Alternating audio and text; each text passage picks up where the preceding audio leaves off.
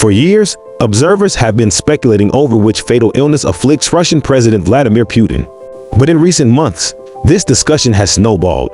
Pancreatic cancer, thyroid cancer, blood cancer, or long-standing back problems.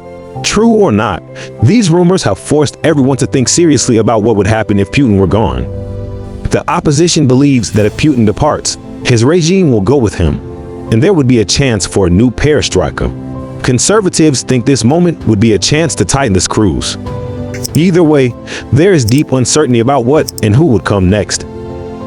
Russia's constitution does not specify what happens if the president passes away while in office, only mentioning the possibility of health reasons that mean the president can no longer exercise their powers.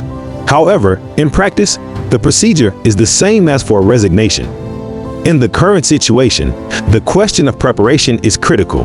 Will Putin's departure be sudden and unexpected, or will he have time to anoint a successor?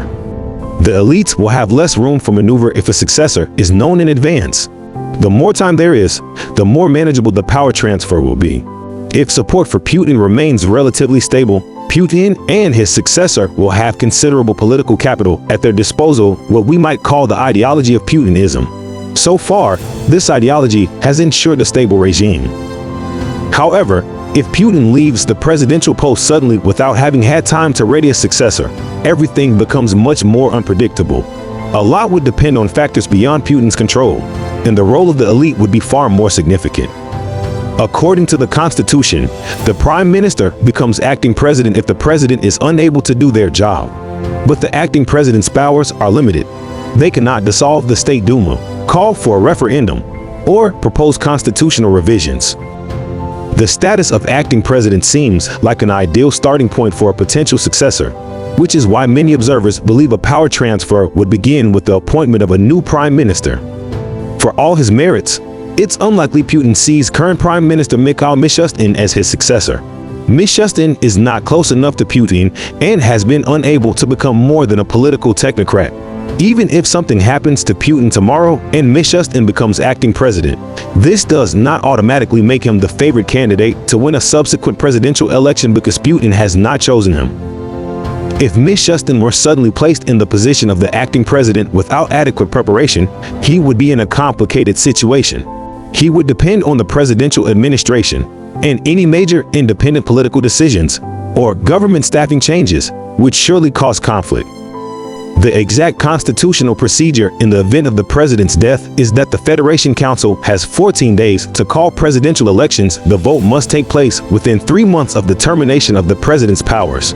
If the Federation Council doesn't call elections in time, it falls to the Central Election Commission. If there is no named successor, the role of formal institutions would grow, along with the opportunities for the elite to play a role. Right now, the key institutions of power function as parts of Putin's informal regime.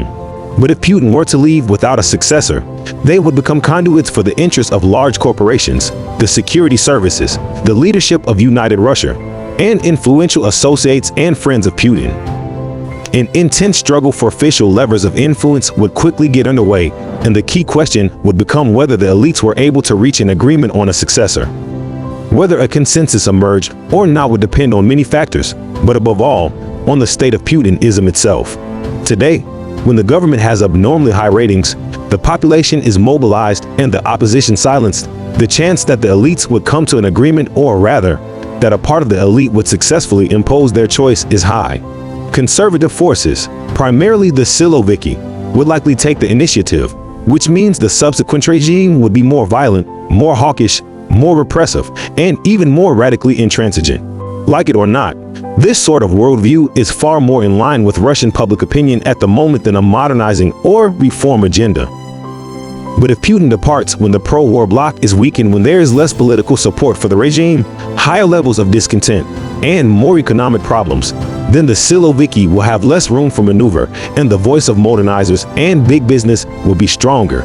If this happens, choosing a successor would be a far more conflicted process. Either way, a great deal would depend on the nature of the political mainstream. The healthier the anti-Western, anti-liberal, conservative ideology when Putin shuffles off this mortal coil, the more likely it is that the elite will strive to keep things as they are or tighten the screws. But if things are falling apart politically and economically, general disaffection is on the rise. The systemic opposition has managed to revive Putinism as an idea in decay, and the chances of Russia ending up with a reforming albeit weak president are much higher.